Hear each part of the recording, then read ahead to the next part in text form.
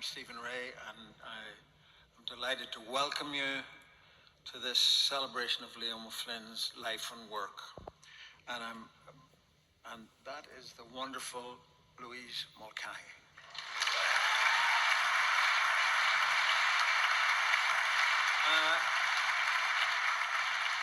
And I'm very pleased to let you know that the Arts Council of Ireland and the National Concert Hall are delighted to announce tonight that Louise Mulcahy is the recipient of the Liam O'Flynn Award for 2022.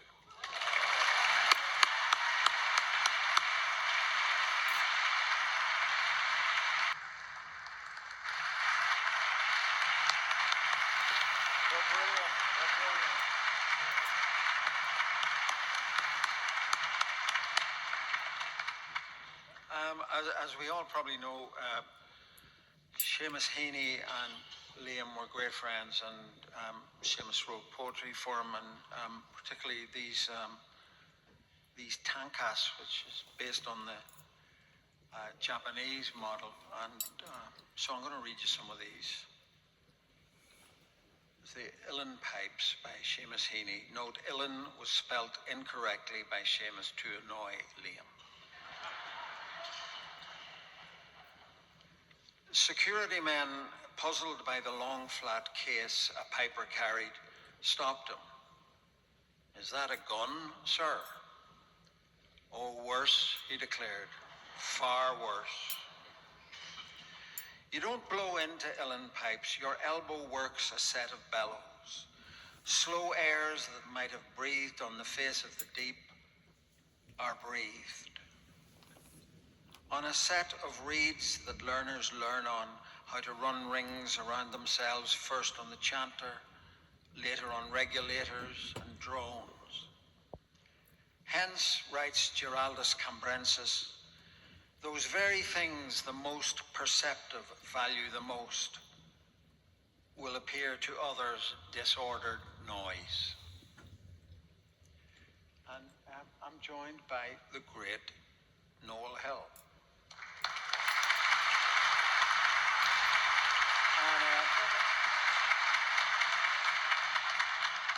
And he's going to, what are you going to play? Yes, were we on? Thanks, Stephen. I'm going to play...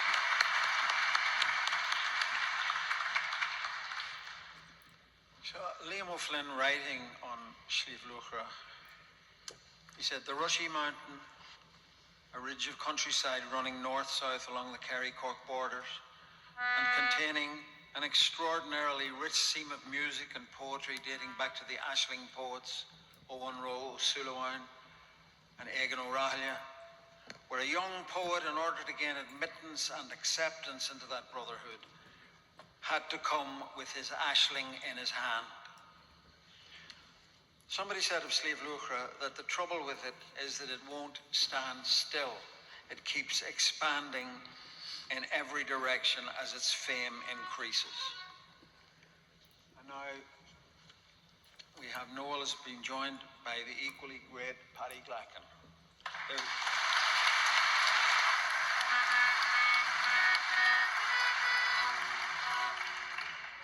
Music from Sliabh Luachra.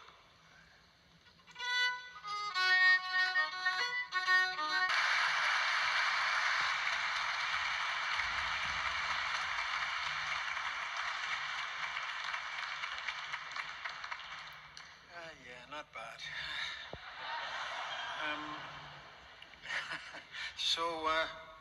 Of course, Heaney wasn't the only poet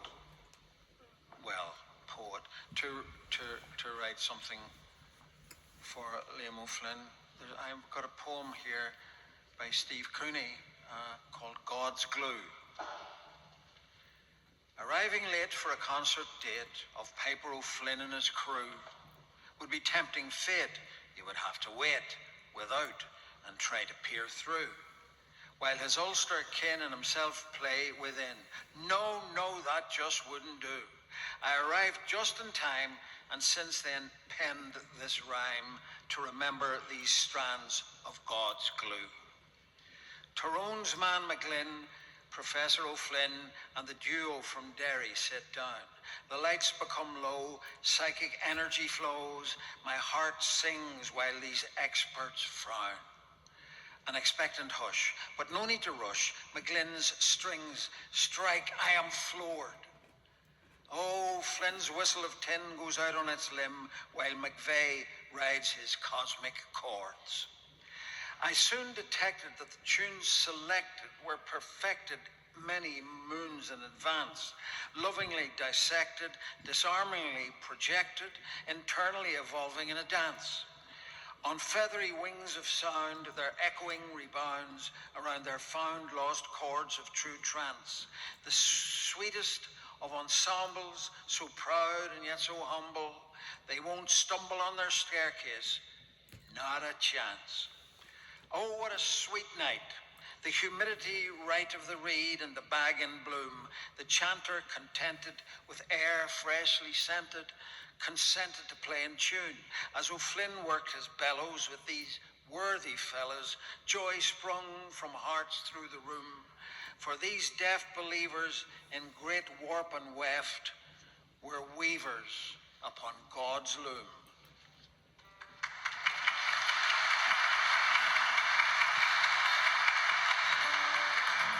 Steve Kearney and Barry Kerr.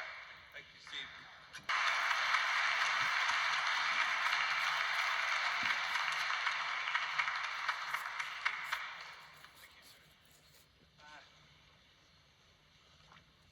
So, Liam O'Flynn wrote this piece on the fox chase. Originally said to have been composed by Tipperary piper Edward Keating Highland in 1799. Liam was first in contact with this piece through Leo Rosam and later encountered the very different Seamus Heaney's version. This epic piece is perhaps the best existing example of descriptive music composition in the Irish traditional style, telling the story of the different phases in a typical late 18th century fox hunt. And I want to introduce to you young, very brilliant Dublin piper, Sorcha Ní Scully, who's going to play the fox chase. And then after that, she'll be followed by the wonderful trio of Sean Keane, Pádraig Mac Mahuna, and Noel O'Grady.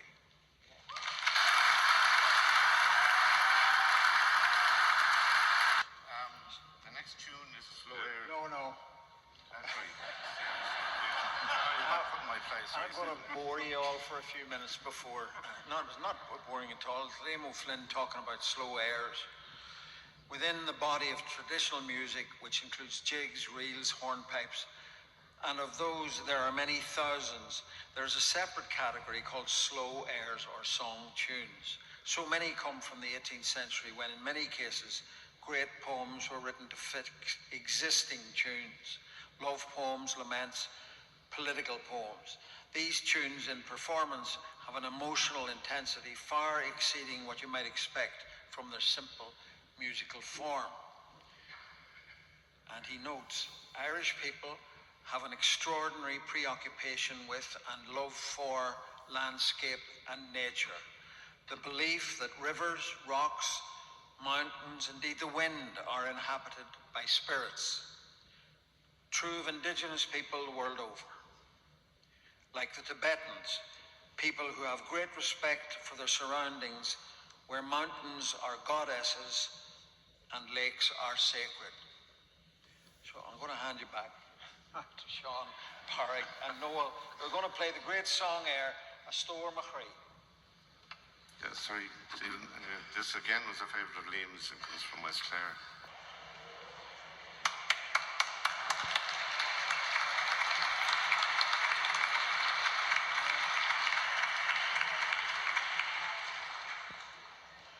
So here's Liam O'Flynn writing on the great song air, Sliabh-na-Mán. This is one of the greatest and best known Munster song airs and has been part of my repertoire from the beginning. It exists in many versions associated with various political events, the oldest being a 98 song. But for me, this is the classic version. It takes its title from the mountain Sliabh-na-Mán near Clonmel, County Tipperary. And this is Liam O'Connor, director of ITMA, and Paddy McAvoy to play Slieve na Maith.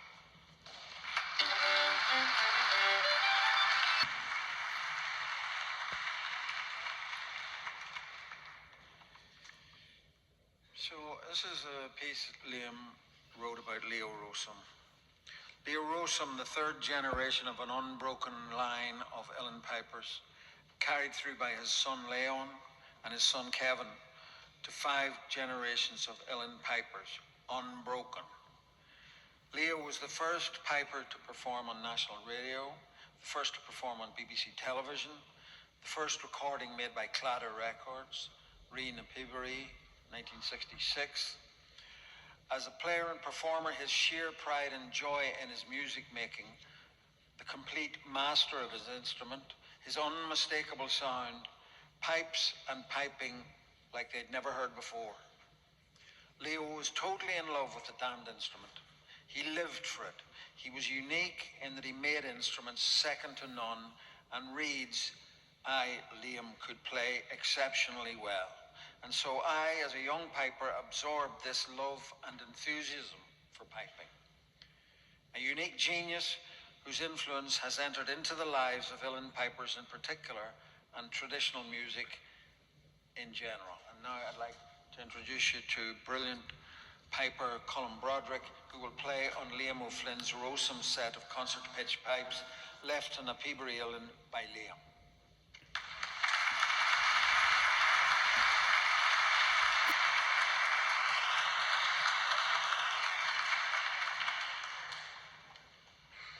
Will we go home now? Or? Phenomenal. Here, Liam wrote about a couple of his own compositions, 2 jigs that were only discovered after his collection was presented to ITMA. The Return of the Pedal Board. This tune concerns a cantankerous and unpredictable piece of electronic equipment which belonged to that great musician and friend, Artie McGlynn. On more than one occasion on stage, it has caused its owner great distress and the rest of us great amusement. So when it went missing after a trip abroad, all seemed safe and well. But unbelievably, it reappeared soon after, delivered safely home by a returning musician. A new tune seemed the only response. And the second one is called The Piper's Stone. County Kildare, Liam's home county, has very strong links with the uilleann piping tradition. Among the most notable uilleann pipers from the county were the great John Cash and the famous Curragh racecourse trainer and piper, Sporting Captain Kelly, whose pipes were on display until recently in Kilkea Castle. The great pipe maker Maurice Coyne came from Carbery in County Kildare. This tune celebrates these links and takes its name from a famous landmark in the south of the county, the Piper's Stone. So I want to introduce you to uilleann, a new generation of talented young women musicians who will play Liam's 2 jigs. There's Uilleann O'Connor, Nisha Ní Ghréafa, Roisin Ní Chassada, Ellen Potts, Eamon Ní Scully, and Caoilinn Ní Scully. On you go.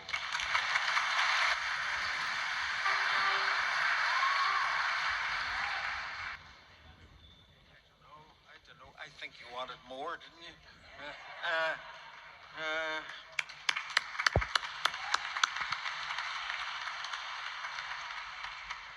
Okay, I've got to read 4 more tankas, the uilleann pipes by Seamus Heaney. Spencer too, I thought, given his blast against bards, might have given vent to views on pipes and pipers, but not a word can I find. Liam O'Flynn says that the only English rhyme for the word uilleann, from Irish illa, meaning elbow, is the word villain. A shedu, pronounced a shedu, or near enough, and meaning blowing, used of great biblical winds, means also to play the pipes. The solicitor questioned the dying master one last time. You want to leave your pipes to that man? Why? Because he can play them. This last tanka refers to Seamus Heaney and his passing on of the pipes to Liam.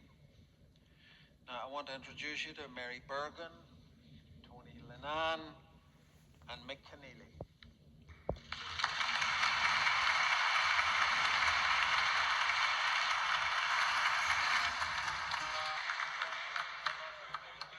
Totally brilliant. Yep.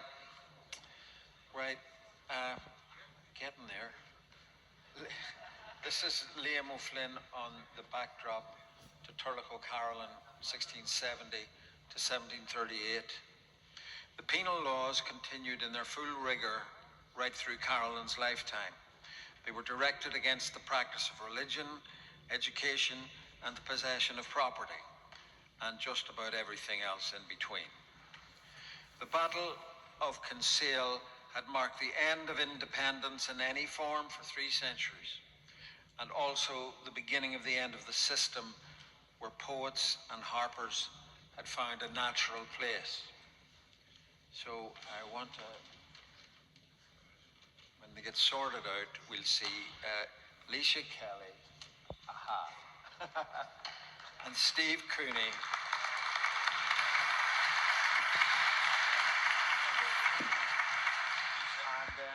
They're going to be joined afterwards by Matt Malloy, Neil Martin, and Sean Kane. Thank you.